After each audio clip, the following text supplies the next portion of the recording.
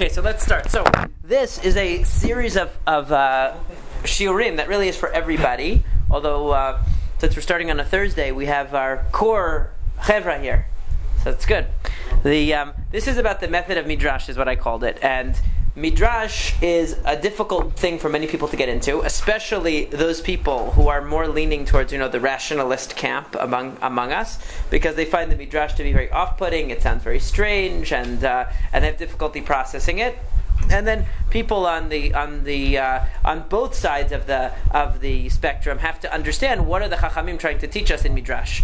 So the way that I'd like to approach it is to understand what is Midrash. What does Midrash do?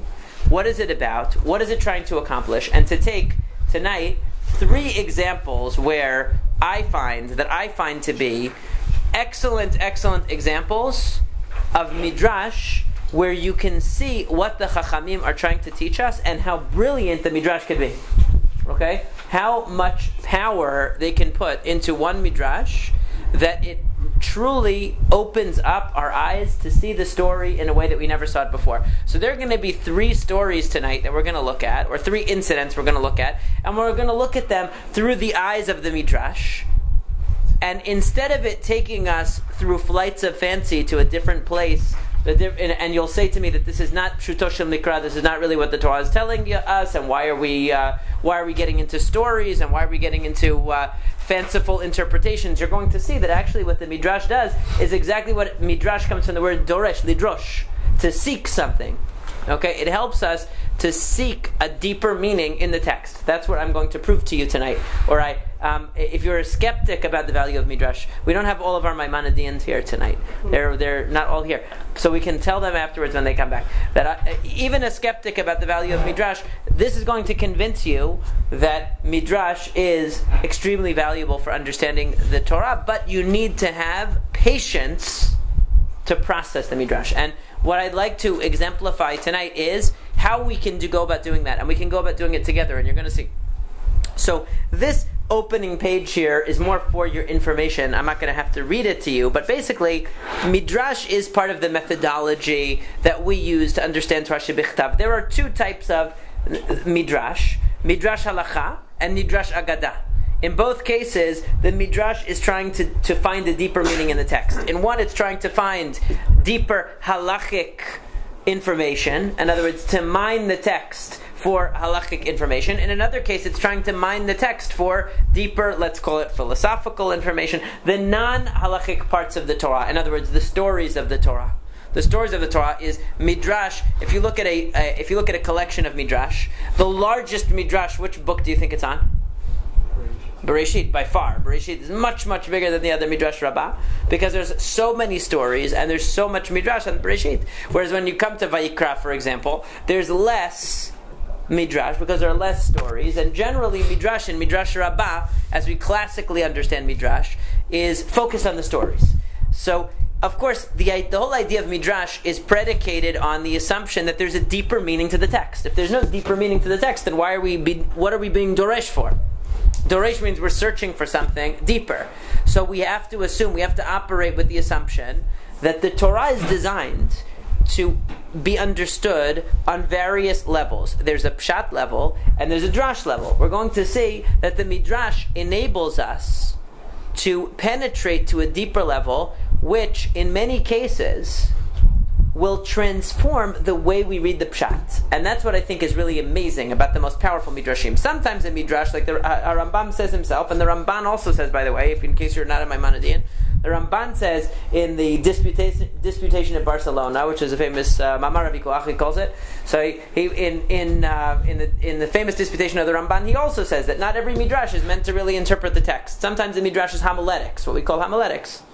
We know the difference between when a rabbi gives a speech and what he's saying is really an interpretation of the story, and when it's a spin-off of the story. It's drash. It's a homiletic take on the story. Really, interpretation, can we assume Midrash is never meant to be taken literally?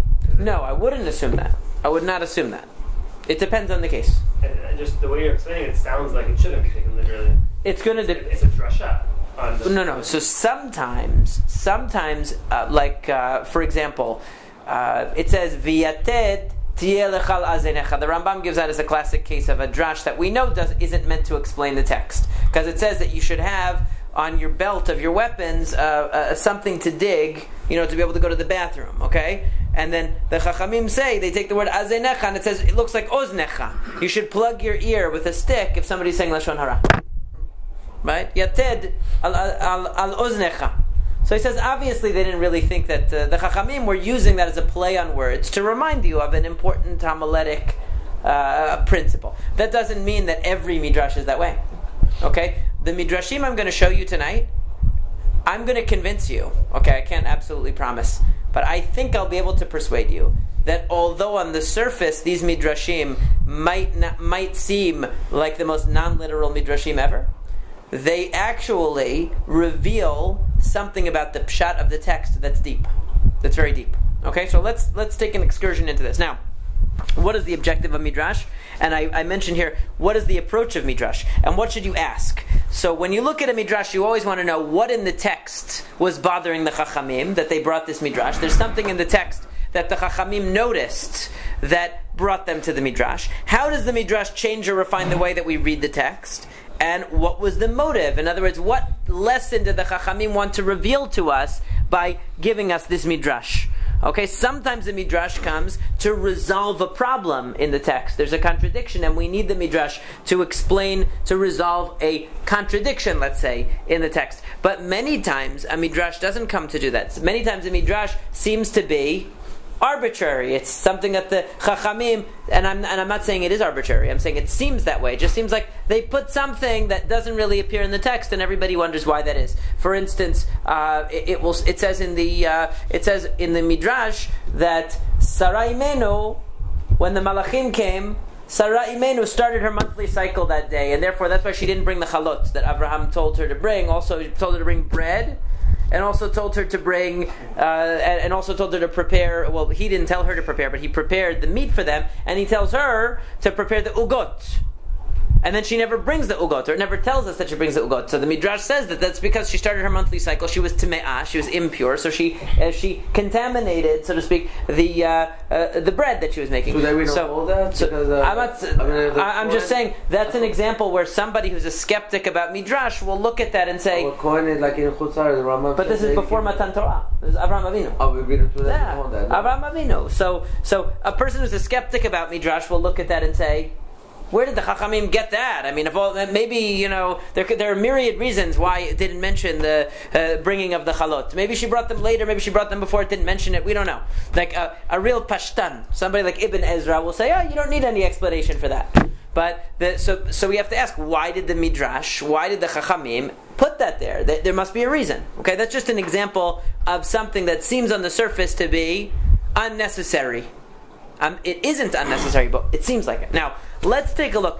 I brought 3 of my absolute favorite examples to start the series because I aim for persuasion. I want to persuade you that the Midrash is a very, very powerful thing. No matter what you believe about Midrash when you come into it, whether you're skeptical, whether you're not skeptical. I'm going to give you, if you're not skeptical, I'm giving you ammunition to fight against the people who are skeptical. Okay? And if you are skeptical, I'm going to convince you. Okay, so let's take a look. The escape of Lot from Sodom is our first test case of Midrash. Can I just clarify something? Sure. I don't think anyone says, no, we don't believe in Midrash, it's not part of our history. Sure, of course. Right? Everyone says that, even the skeptic will tell you the Midrash is written by very, very intelligent individuals, Right. clearly teaching us something much deeper and not meant to be taken literally. That's what the skeptic will say. Right. So what I want to say is that some Midrashim, that let's say a student who's a very pshat-oriented, Ibn Ezra reading, Ralbag reading type person will see this Midrash and will say, well, it's a very nice thing that the rabbis wrote. I'm sure there's a deeper meaning to it, but they'll set it aside. And what I'm suggesting is that when you see a Midrash like that, you should go the opposite. Whenever you see something that looks unusual, that means that there's a nugget of something extraordinary underneath it that you have to seek out, okay? I don't want you to put aside the Midrash and say, oh, Rashi is just bringing a nice Midrashim to... in fact, Nechama Leibowitz, who was a Bible scholar that everybody's heard of, who passed away about 10 years ago or so she has an essay on Rashi. And in her essay on Rashi, she brings some of the super commentaries on Rashi, of which there are hundreds, Okay, that say, oh, when Rashi brings Midrash, he just brings it to beautify it, to entertain the reader and all that. And she says, no, it's not true. When Rashi brings Midrash, there's a deeper reason why he's bringing the Midrash. You always have to look for it. Okay, and actually the Midrashim that I picked out for today are all Midrashim that Rashi brings. Okay, now let's take a look at the first case. It's the case of Lot. Vayiftzar ba'me'od. Now we remember the Malachim, they first go to Avraham Avinu, and of course Avraham Avinu is told a couple of things. He's told that he's going to have a son, and he's also told that Sodom is going to be destroyed. Sodom and Amorah are going to be destroyed. And then the Malachim head to their next mission, which is to destroy Sodom and also to save Lot. So when they come, he sees them on the street, and what does Lot do? He invites them in for dinner, like any nice Jew would. Jewish boy that grew up in the house of Avraham Avinu knows that you invite strangers into your house, especially in a dangerous neighborhood like Sodom. You're not going to leave these strangers on the street. He knows well enough to do that. So, vayiftzar ba'me'od. He insists, he pressures them that they need to come. And it says, vayavo el beto, and because remember, originally they didn't want to come, right? They declined. No, vayiftzar ba'me'od, he insists, vayasuru elav vayavo el beto, vayas lem mishteh, umatzot afav vayochelu. So they turn into his house, and what does he bake for them? A fine, lavish feast, matzah. That's it. He gives them matzah? Right. So then the Anshe Sedom come. Okay? Now, what does the Midrash say? And we know that Rashi actually, on the Chumash, if you open up to Bereshit and you look at this pasuk of Umatzot afav vayochelu, Rashi says two words. Pesach haya. It was Pesach. Why else would he serve matzah to the guests? Normally, he would have served them challah. He didn't have much time. He didn't have time. So now we're already thinking in the pshat, right? They just came. It's late at night already. He didn't have anything prepared. He wasn't expecting guests. What's the quickest thing? They didn't have a microwave. What's the quickest thing to prepare for somebody who shows up when you don't have anything prepared? Matzah. That's matzah. You throw matzah in. It's done in less than 18 minutes. Okay, it's a very quick process. So he's able to present them with matzah quickly. Probably a little bit of what is that? Flour. Something to put on the matzah. Who knows? Whatever they. You learn the difference between Lot and Avraham. Avraham made chalot. Right. So Avraham, there's many. So that's a whole other thing. Is a study that you can do in comparing actually the chesed of Lot to the chesed of Avraham, because the chesed of Lot, you see, he's the only one doing it. Nobody else helps him. His family's not involved. Whereas Avraham Avinu delegates to everybody. His wife is doing it. His son is doing it. It's a whole orchestrated process, and there's a lavish banquet. So, Lot waits until the Malachim are right in front of him to invite them. Avraham runs after them. There's differences there so that require elucidation, but that's a whole other compare and contrast. Right now we just have one question, which is Pesach Haya is very nice. Perhaps it was indeed the 14th of Nisan. However, there's only one problem with Pesach Haya. What's the problem? Yetziat Mitzrayim hasn't happened yet. Forget about Yetziat Mitzrayim. Yeridat Mitzrayim hasn't happened yet, right? They haven't been in Mitzrayim. Well, Avraham went to Mitzrayim once, but there was no enslavement in Mitzrayim. So what Pesach is there to celebrate for Lot? It's very nice that it was Pesach, but Lot obviously did not sit around the table and tell Sipor Yetziat Mitzrayim. What is he going to tell about? It didn't happen yet. His ancestors weren't after Egypt. They were in the was in the Egypt. They came out. Was in the desert. That started. They were making matzah. Why they were going to pack in? Well, yeah, but this is Lot. This is Lot, though. Lot doesn't have Pesach. Lot couldn't have known that. It's one thing to say the Avot, they kept the mitzvot. The Ramban says that means that they kept the mitzvot by Ruach HaKodesh. They understood, the mitzvot and how to keep them. But something historical like Pesach, how could they commemorate an event that hasn't happened yet? That would be very difficult to understand. Okay, but I want to tell you that these two words Pesach Haya, which are from the Midrash. And it appears in the Gemara in some places also that the day that Avraham was informed that Yitzchak was going to be born was Pesach. So this idea seems like, okay, it's very cute. You notice that they're eating matzah. What's the first thing every Jew thinks of when they think of matzah? Oh, of course, Pesach. So that's what. So the Midrash is making a nice observation. But is it really adding anything to our understanding to say that it was Pesach? I mean, how does that help you understand the story? It sounds like the Chachamim are doing word association. They see matzah, and all of a sudden, And all of a sudden they decided to spin off on Pesach. Yeah, but what is the real connection between Pesach and what's going on here? So I want to, yes, what did you want to say? Can I try to give an answer? Yeah, go ahead. It's possible that the Chachamim were trying to tell us that this scenario right now was like kind of a Pesach for Lot. Right now he's going to be, saved from Sodom. Sodom was like his Egypt, and he's going to be, and Hashem's going to destroy all of Sodom, but he's going to pass over Lot's house, possibly because of the chesed. You just stole my entire shiur, so you cannot go on. Except I want to show you how you can see that from the text. Now that you said the answer, okay, that's the answer. But let's take a look at the actual text, and you can prove that from the text, okay? That the Chachamim, you're right, that's exactly what it is. Lot is having a personal Pesach. But not only did the Chachamim just point that out to us, you see that the Torah is actually telling you that. And you see it in many ways, because the language that the Torah uses in connection with Lot is exactly the language of Yetziat Mitzrayim. Okay? Now let's take a look. I put in bold here what the parallels are. You'll see Ki gadlat tza'akatam et pnei Hashem. Okay?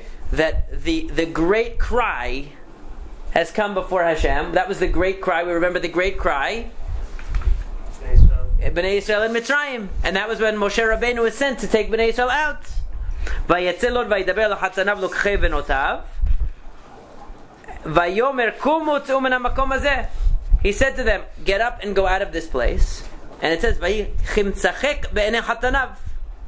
Okay, the people didn't believe him. Okay, in other words, his own family didn't believe him. And that, of course, is analogous to the message to the Mitzrim. In other words, that they were going to be destroyed, and all of the plagues and all of the warnings, and they ignored all the warnings of all the makot, and then eventually the makot, of course, come. But then it says, "Vayuchmo hashachar Allah." When did he actually leave? Not that night, but in the morning. And look at pasuk Tet Zayin, Vayitmama. Where's the only other place where the word Vayitmama is used in the entire Torah? Does anybody know? Velo yachlu leitmameh. When the Jews left Mitzrayim and they didn't have time for the dough to rise. Velo yachlu leitmameh. It's exactly the same thing. Now, if you look at the next page, so I showed the comparisons. Tza'aka, first of all, the idea of tza'aka ba'elai. The cry of Bnei Israel has come to me. What did Hashem say the reason was destroying Sodom? Because the cry from the injustice of Sodom was coming up to Hashem, who was going to destroy Sodom. What was the reason why Hashem decided to bring the Makot and to save the Jewish people from Mitzrayim? Because the cry of the injustice of Sodom.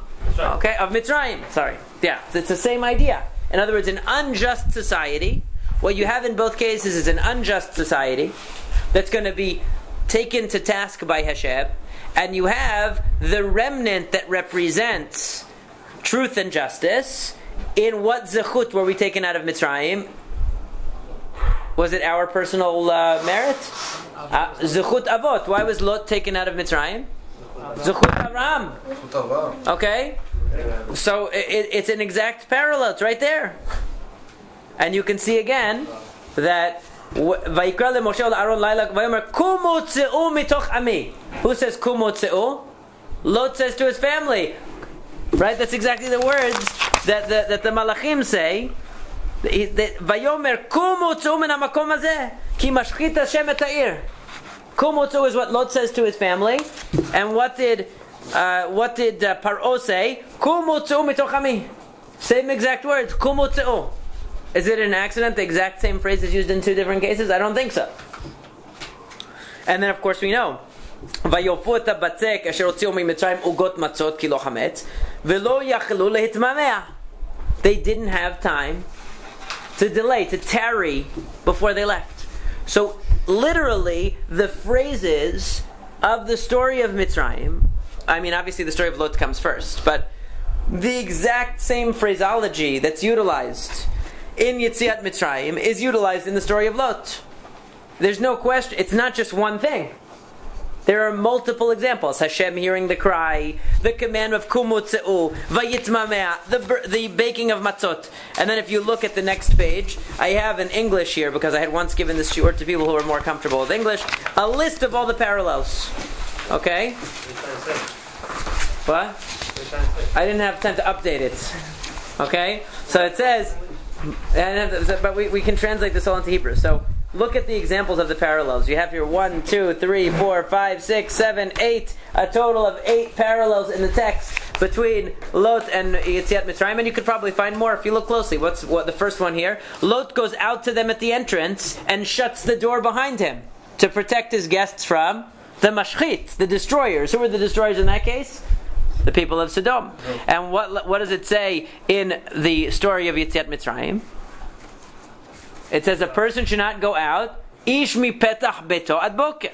He shouldn't go out from the door of his house because he will stay safe from the mashchit, the destroyer, whatever's coming to destroy them.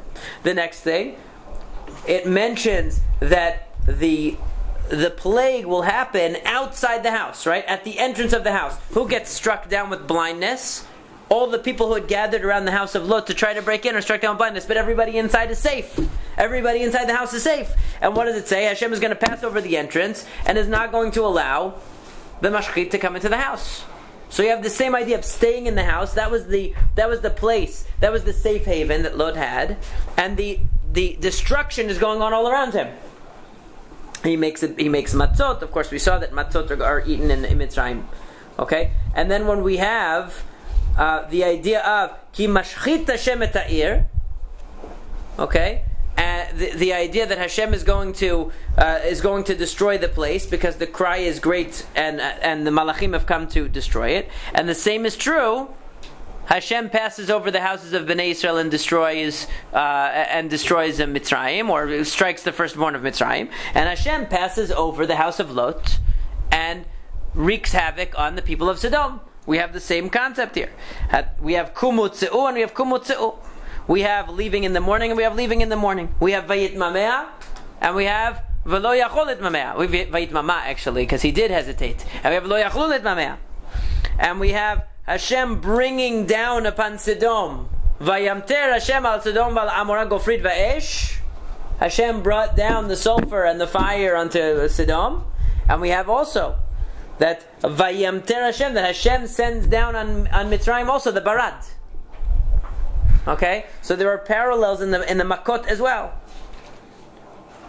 We have and at the bottom I mentioned that we have the same idea of night to morning. We have Lot's family being saved. And when Lot leaves, he produces 2 nations, Ammon and Moab. When Am Yisrael comes out, obviously, when Bnei Yisrael come out of Mitzrayim, they produce a nation, which is the Jewish people. So they're both about the births of nations. They're both about a righteous remnant being saved from a corrupt society, and Hashem punishing that society. So what the Chachamim do with this Midrash, they, in 2 words, okay, Pesach Haya, 2 words, give you a clue to start lining up these 2 stories and seeing all of these parallels. The philosophical parallel, the idea that Lot is existing independently of the society around him. He has the Zechut Avot. He is saved and he emerges to be able to be the forefather of 2 nations, Ammon and Moab, albeit in maybe an unconventional way, but still.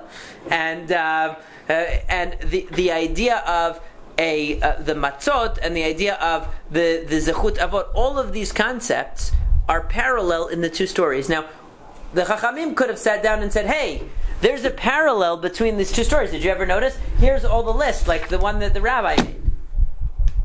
But they didn't do that. Because what a more powerful way to convey to you all that information is to just say to you, Pesach Haya. And if you're a smart person, you say, okay, the Chachamim are not just giving me some random thing that was Pesach. They're trying to tell me something deeper. I'm going to look in the text, I'm going to find out. I'm going to follow the clue. That's what I say. When a Midrash sounds, the more out there a Midrash sounds, the more you have to follow the clue to figure out what is the Midrash trying to lead you to. Okay?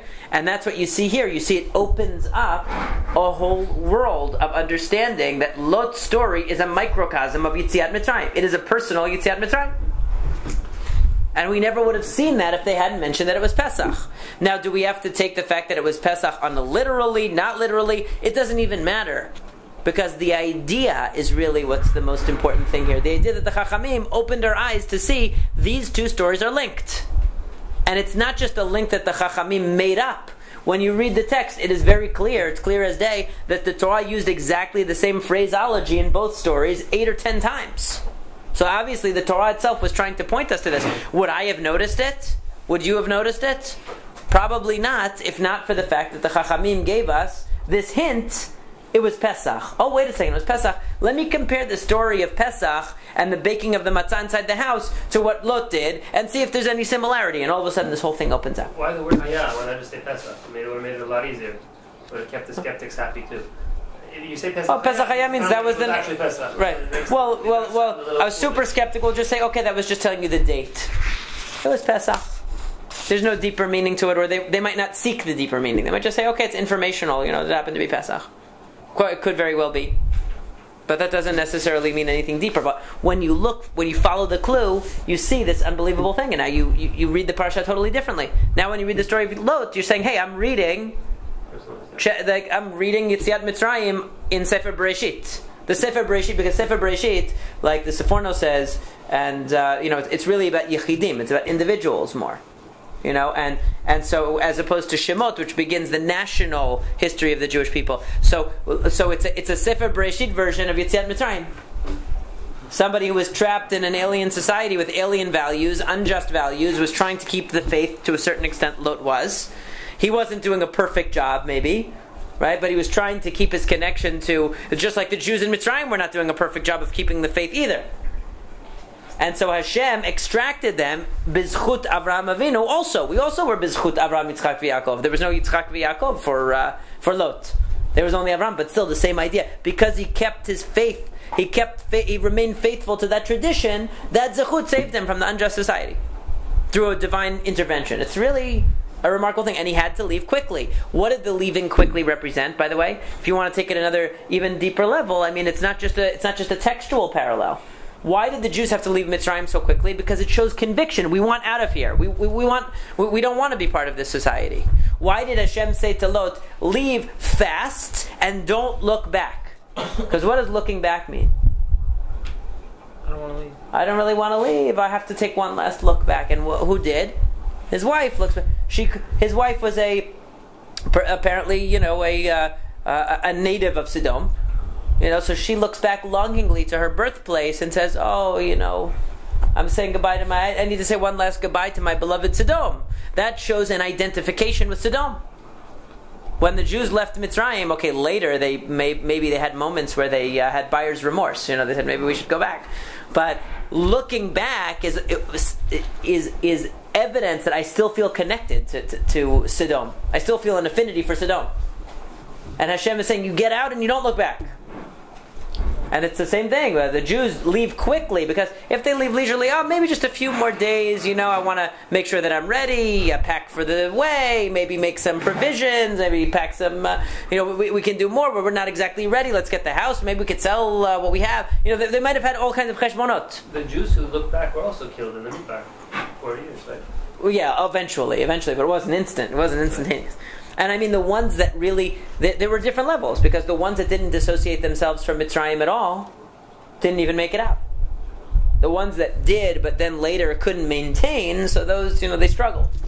And many of them didn't end up making it.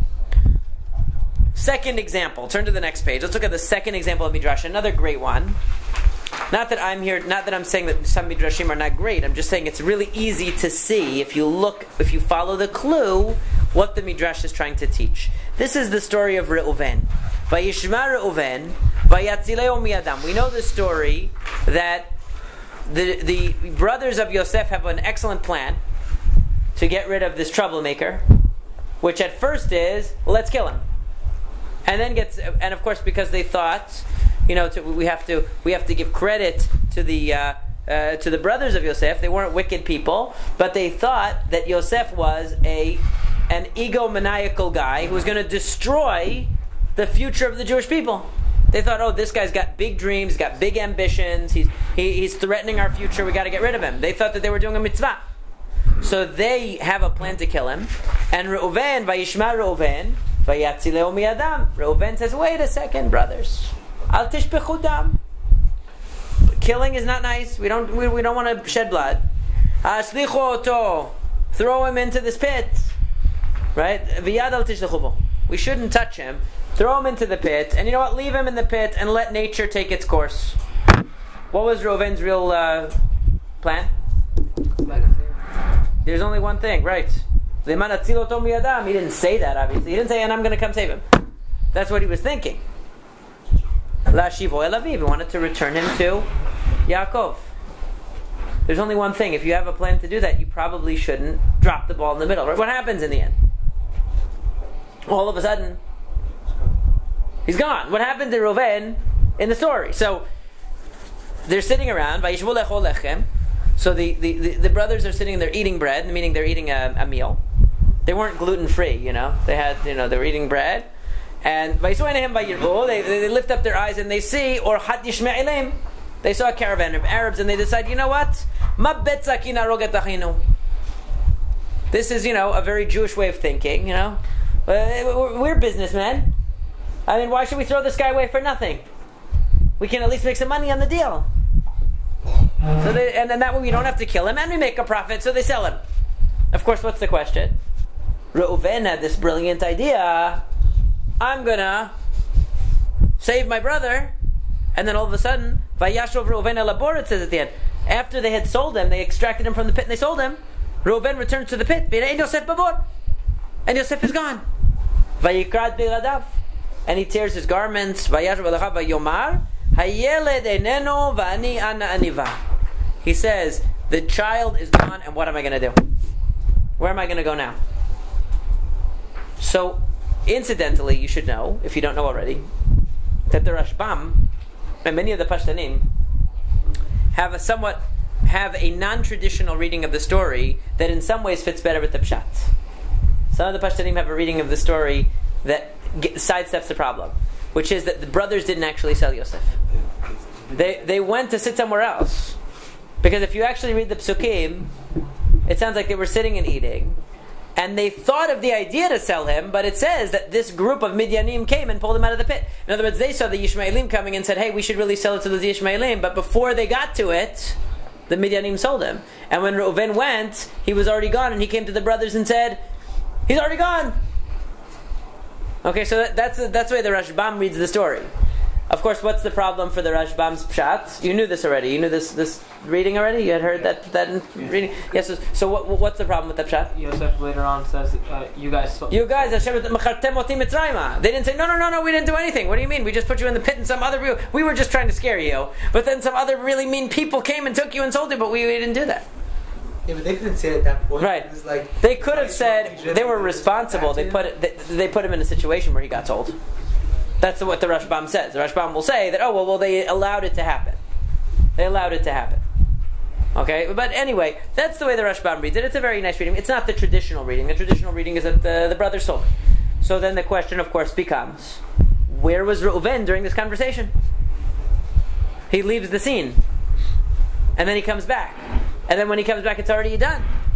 So what does the Midrash say? And actually, Rashi also quotes this Midrash, but here it's straight out of the way the Midrash has it. And Reuven returned to the pit. Now, where was Reuven all along? Rabbi Eliezer and Rabbi Yoshua said. See, yesterday we learned about a machloka between Rabbi Eliezer and Rabbi Yoshua, but sometimes they agree on things too, which is good. Rabbi Eliezer and Rabbi Yoshua said he was mourning and fasting in repentance for his sin against his father.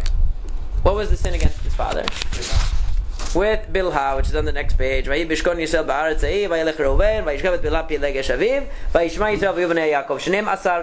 he had some kind of involvement in his father's marital life that was inappropriate. Now, according to Rashi and the Midrashim, it wasn't as egregious of a sin as it sounds like in the literal meaning of the text, that he had a relationship with his father's concubine, but it just means that he interfered in his father's marital life, which is the same, violating his father's personal life. And now, in any case, why would he do that? To show that he's the leader of the family. Exactly. Reuven is saying, now that Rachel is gone, Now that now that means, because remember, once Sarah died, what happened? Chak takes over. Whenever the wife dies, that's a sign that the next generation is ready to rise up. Okay, Rachel died. Now I'm going to take over, and I'm going to tell people, hey, you don't, I'm the one. And taking as a wife your father's Pilegesh, your father's concubine, if that's what it meant, was exactly what Avshalom did to his father David. In other words, it was a sign that I am now the king. But whether we take it in the literal meaning of the text, or we take it as the way that the Chazal interpreted it as a little bit softer than that, the point is that he was jumping ahead of him. He was getting ahead of himself. He was trying to say, okay, Dad, now I'm in charge here. You go to retirement. I'm putting you in the Bet Avot. You go to retirement now. I'm gonna take over. Right? That your career is finished and the new generation is ready. And of course, this was a bad thing. But Reuven is, because of that chet, what happens to Reuven?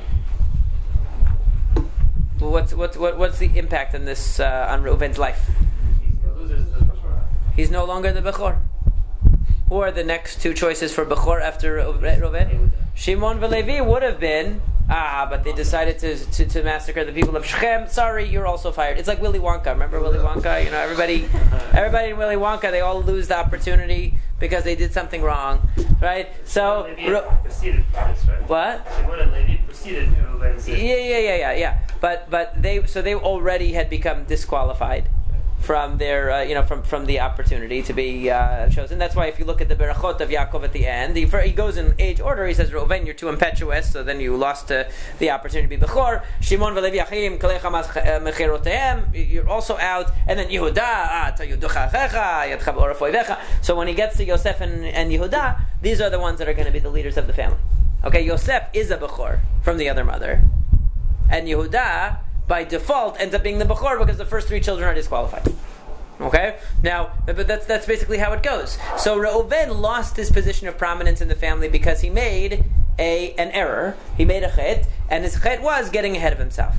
Okay, rushing ahead, being impetuous, and that's exactly what Yaakov criticizes him for.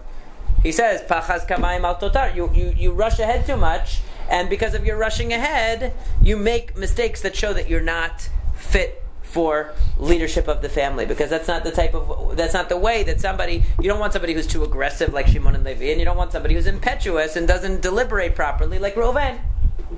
So with that in mind, we might expect Reuven learns early on that he is no longer going to be entitled to be the Bechor, and he sees the way that the family dynamic is going, because when they decide to sell Yosef, who's the one who suggests it? It's Yehuda. Who's really in charge? Yehuda is apparently already in charge. So, and there's an awareness that in the mind of Reuven that, hey, I really messed up big time and I lost my footing. So what would somebody, if you were Reuven, what would your mind? The Midrash says that Reuven leaves the pit. Why does he leave the pit? Because he's doing teshuvah for his sin against his father. He's doing teshuvah for his sin against his father. That was the time to do that?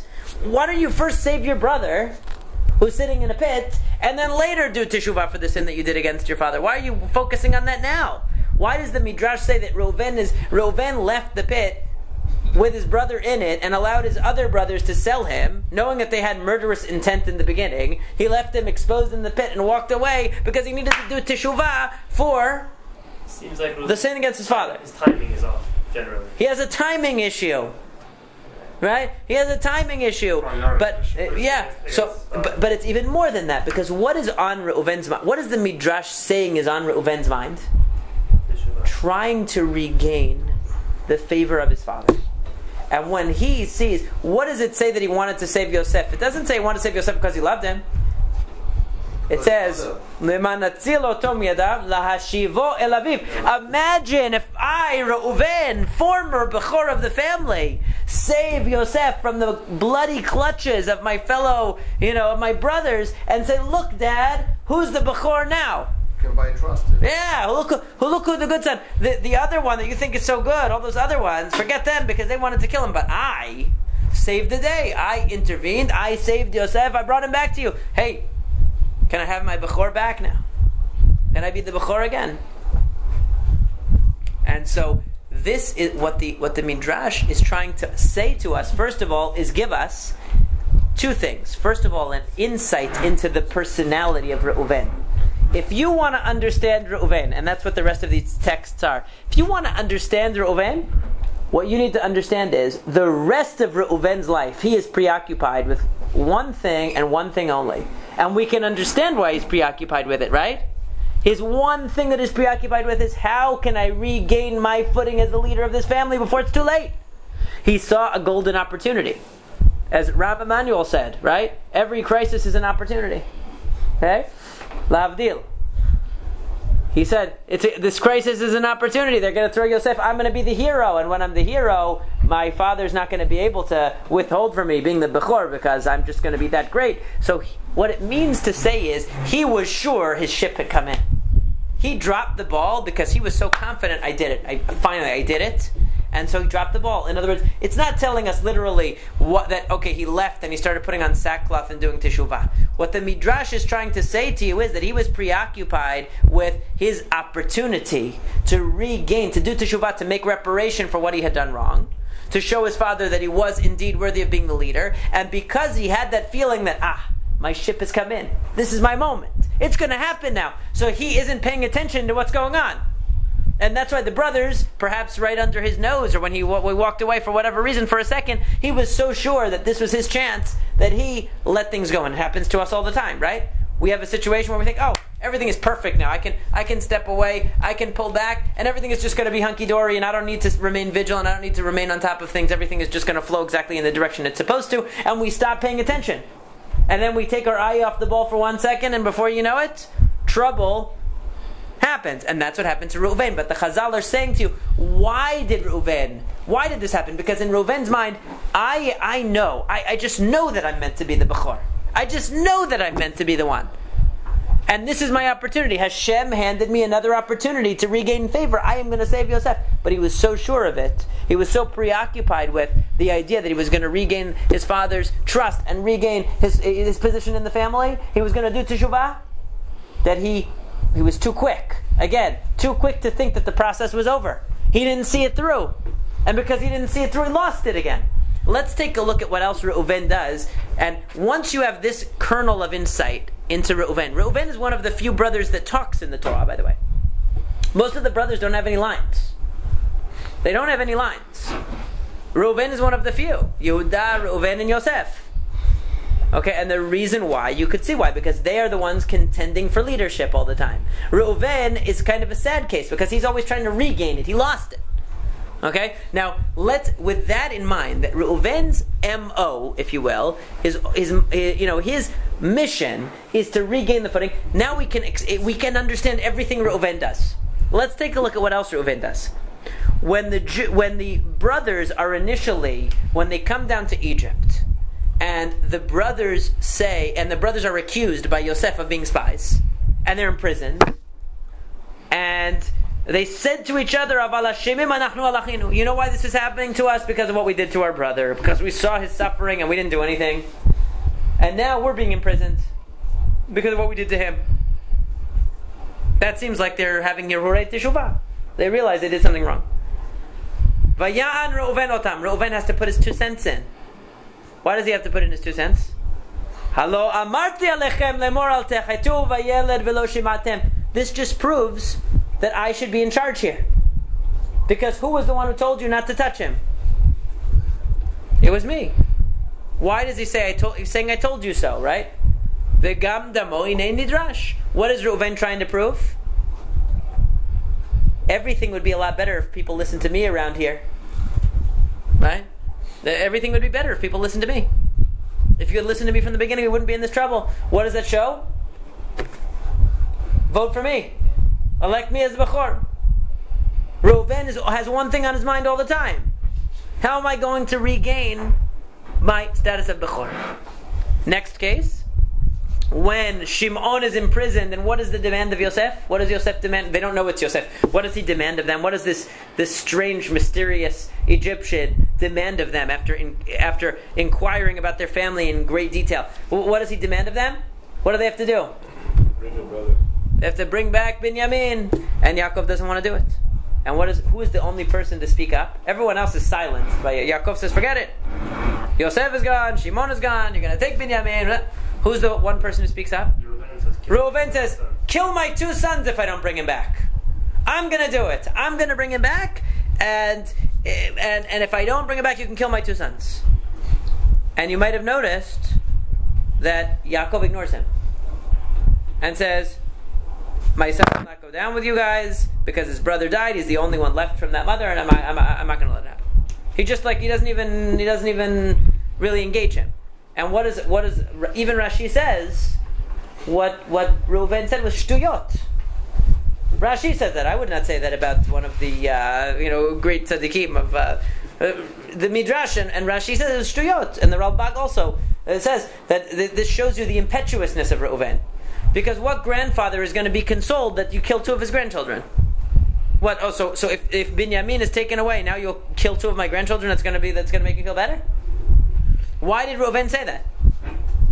Because it was the first thing that came to his mind. In other words, he wanted to do something to show, I am so committed to saving this situation that you could kill my 2 sons. In other words, he didn't have a plan. He didn't have a strategy. He just said the first thing that he could say to try to get the job. He wanted the job really badly. Because he felt, if I can get this job and I can deliver the goods on this one, I get to regain my position. I'm going to be the Bechor again. I need to find a way to turn this whole Yosef being lost and now Shimon being lost thing. Somehow I got to turn this around in my favor. Unfortunately, Reuven doesn't turn it around. And that's what Yaakov says. He's always impetuous. Even in the way he tried to solve the problem, he was impetuous. What did Yehuda do that was so wise, that was chokhmah? The Ralbag explains why Yehuda's strategy won the day. Why was Yehuda's strategy better than Reuven's? Reuven's timing was off. Right? He immediately wanted to solve the problem. What did Yehuda do? He waited. He waited. And he kept waiting until the situation became dire. And they had no choice. And then he said, okay, Dad, you got to let me take Binyamin. And I guarantee you that I'll bring him back. And now, when you're in a situation where you have no choice, you're much more willing to listen to even a risky proposition. And the way that Yehuda presented it, it'll be on me. I guarantee I will stand in his place. If anything goes wrong, I'll put myself in front of the problem. But he doesn't say I'm going to kill somebody else if I don't bring him back. He says I'm going to do it. So he shows responsibility and he used strategy. He was patient enough. A true leader has to use patience. You can't always rush. Sometimes you have to wait. You have to deliberate. You have to be cautious. And that's what Reuven didn't have. That's why Reuven jumped ahead with Bilhah. That's why Reuven jumped ahead each time to try to regain the spotlight. But in every case, the spotlight shines on him and he doesn't look so good. He doesn't deliver. And so therefore, what that Midrash tells you, again, that Midrash, why did Reuven drop the ball at the very moment that Yosef was in the pit? Oh, because he was doing teshuvah for his sin against his father, is not just a Midrash that tells you a nice picture of Reuven walking with sackcloth and fasting, because of his sin to his father. It's telling you about the whole personality of Reuven. This all fits the profile of Reuven. You have to understand, whenever Reuven is not doing some activity, he's trying to think of the next opportunity to repair what he did wrong with his father, so that he can become the Bechor again. And that explains the whole profile of Reuven. So the Midrash is highlighting something that at first you say, oh, come on, he's not wearing sackcloth and doing a fast in the middle of this story. That just doesn't fit with the story. The story is about Yosef and selling Yosef, and you're telling me that Reuven walked away and he went to put sackcloth on and to start doing a fast right in the middle of the story? Why would he do that? But by giving you that image in your mind, the Midrash is trying to tell you that that's what's on Reuven's mind all the time. Whenever there's a break in the action, that's what's on Reuven's mind. And then you look at the text and you see, you know what? That explains Reuven. You ever get a person, you know what that person's about. They're predictable.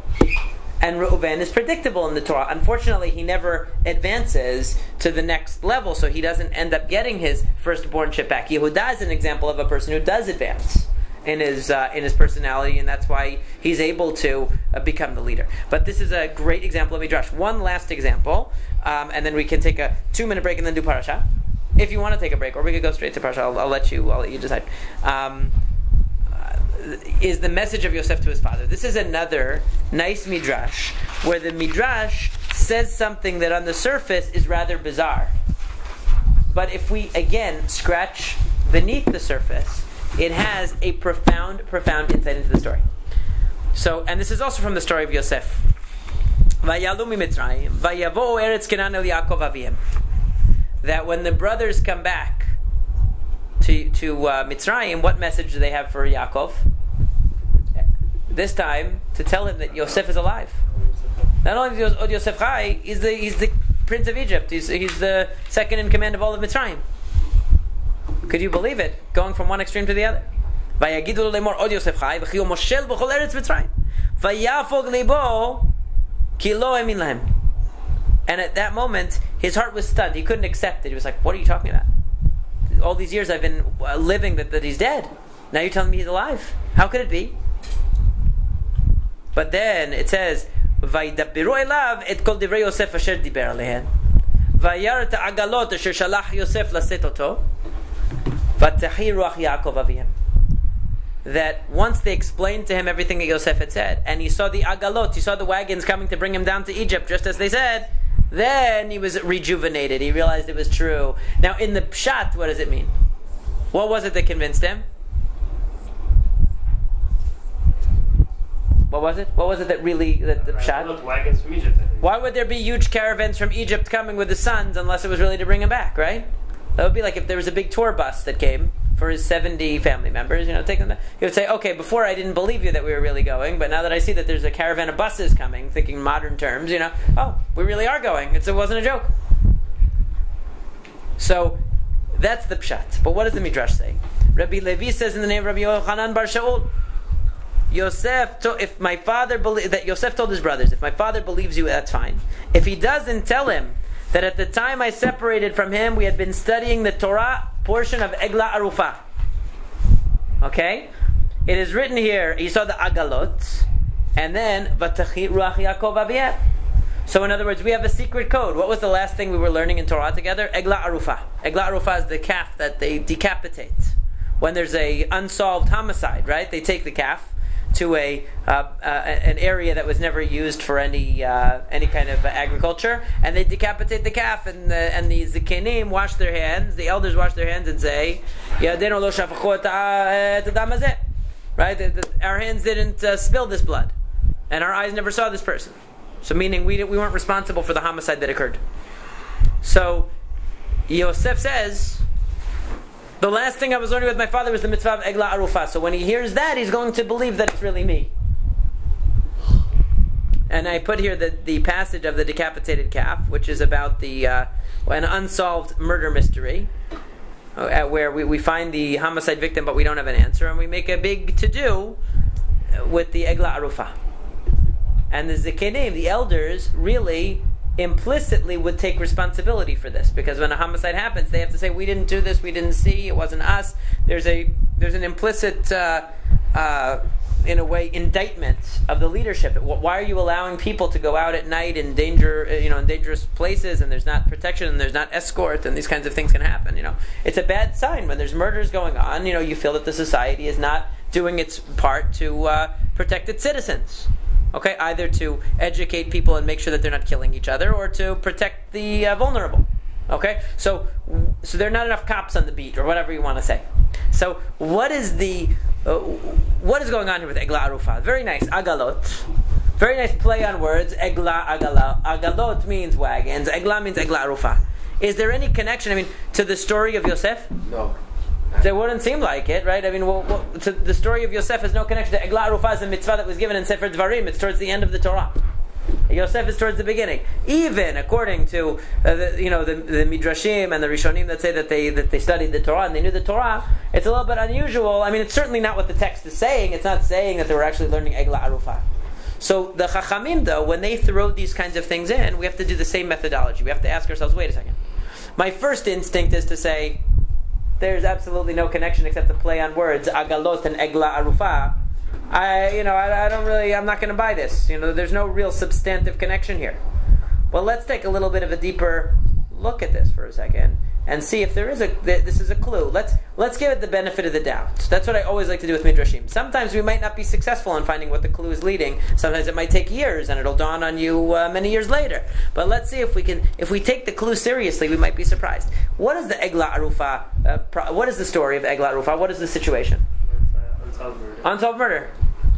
What is the story of Yosef in the mind of Yaakov? Unsolved homicide. Did Yaakov ever really get to the bottom of what happened to Yosef? There was no body. There was a bloody tunic. Okay, there was evidence of the murder, but there was no body. Nobody was ever convicted. Nobody was ever tried. There was never any resolution.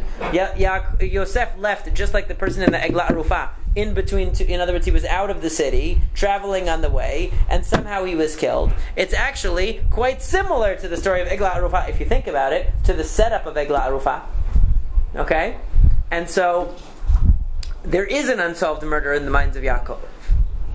And Egla Arufa has a message that actually applies to Yaakov. Which is that when there's an unsolved murder, Everyone's hands are big. the first address, where does the buck stop? With the Zakenim. And what is Yaakov? He's the Zaken. He's it. And what do the Chachamim say about Yaakov? What was the chet of Yaakov? Le'olam al yishanei adam ben abanim. Right? You should never favor one child over the other because of a coat that he gave to Yosef, among other things. I mean, he let him live at home and not have to work in the fields. If you've ever noticed, the dreams of Yosef are mocking the brothers. He says, oh yeah, we were out working in the field. The brothers say, when have you ever worked in the field a day in your life? You know? You stay home with your father while we're working in the field and he sends you to supervise us. Right? So he never worked out in the field. He was given a charmed life because he was the prodigy. He was the one that Yaakov thought was, and correctly thought was going to be a great leader. And had the ability for it. So Yosef is sending a message to Yaakov. You want to understand what happened here? You want to understand what really happened here? What happened here was the Zaken created a situation, or allowed a situation to develop where almost a murder happened. In other words, now Yaakov can see, because what is perplexing Yaakov? When they first come to Yaakov, he says, this can't be true. It can't be true that Yosef is still alive. How would this make any sense that Yosef's been alive? How would it make any sense that he disappeared? So Yosef is sending back a message. Remember, Egla Arufa, what it tells you. The Zakenim have to be very careful with the tone that they set. And what Yaakov did was actually exacerbated tensions between the brothers that led to the almost murder of Yosef. Ultimately, thankfully not. But that this whole story now in that moment, means that at that moment Yaakov was able to piece together, at least on some level, what had happened in the ensuing years. A light bulb went on. He said, oh my gosh. That's why the Chazal, that's why the Midrash connected to Egla Arufa. Whatever the message of Yosef was, whether it was actually in those terms or some other code term that he had, perhaps it is literally true that Yosef and Yaakov, and they're learning together, which we know that they did. That's why Yosef was kept back home. He was learning with his father to prepare him to be the next leader of the Jewish people. Perhaps in their discussions, Yaakov had talked to him about the importance of how the Zaken, the leader, has to make sure to keep peace and harmony between the people, because if he doesn't, then there's going to be outbreaks of all kinds of violence and other kinds of tensions. And Yosef said, remember what you taught me, Abba. That's what happened in the situation. Now does it make sense? I went to see my own brothers with whom I had a very tense relationship and I disappeared. And they brought back a bloody tunic. Now does it make sense, perhaps, that my disappearance had something to do with that? And so the Egla Arufa actually signifies that idea of a little bit of a musar to Yaakov Avinu being sent, because in order to understand the story, Yaakov has to realize that. Otherwise it doesn't make any sense what just happened here. Why would Yosef disappear and then come back? What, he ran off and then came back? No, certainly not. Something happened to him. And what happened to him doesn't make any sense until he realizes, oh, wait a second. I sent Yosef right into the arms of the people who had the biggest beef against him, and I put him in harm's way. And as the Zaken, I should have seen that coming. I shouldn't have exposed him to that harm, and I shouldn't have created circumstance that allowed it to happen. And once he understood what really took place, that happens sometimes, right? A light bulb goes on in your head, and all of a sudden you understand a whole course of events that didn't make any sense before. Oh, now I understand what was going on all along and why things were the way that they were. Up till that time, he couldn't make sense out of it. He couldn't make sense out of why Yosef. He was sure Yosef was going to be leader. How could it be that Hashem would allow that to happen? How did that fit into the divine plan? Now he sees why. So that is the brilliance of Midrash. Okay, we're going to do on Monday another few examples of this. We're going to do some from Navi to show you how the Chazal, with a very colorful kind of a throwing something into the story that doesn't seem like it belongs, like Egla Arufa, it actually belongs very well. The only thing is, if you take it on the surface level, you don't see it. But if you take the clue and you run with it, all of a sudden it opens up something about the story that you didn't expect to see.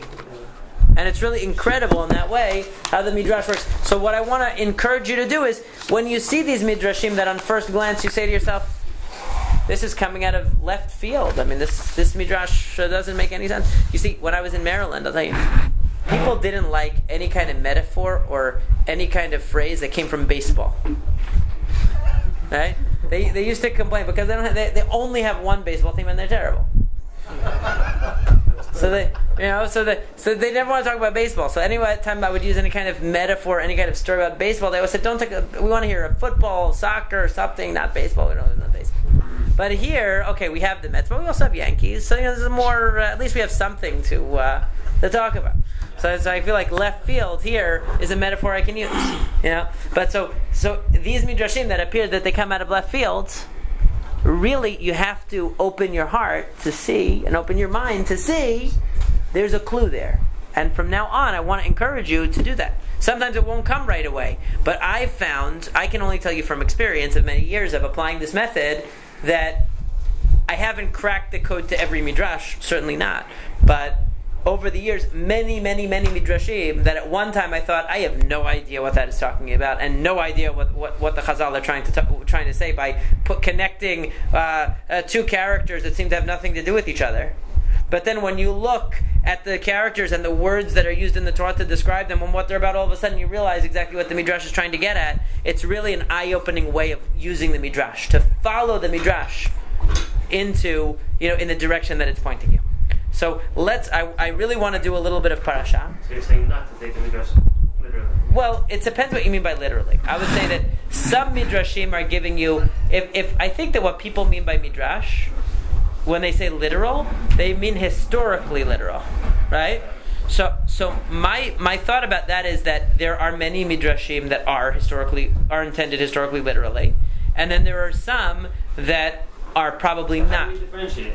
Is there a pattern that we're supposed to follow to differentiate between what's meant to be taken literally? So that's hard. It's hard to have a hard and fast rule for that. I mean,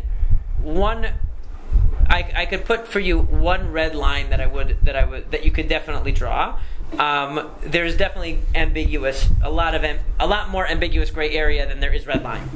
But I would say one line that I personally draw in my interpretation of Midrashim, where I assume that they're not literal, is any time something, if taken literally, would do violence to the historical chronology. For example, that Lot was literally celebrating the holiday of Pesach when Yetziat Mitzrayim didn't happen yet.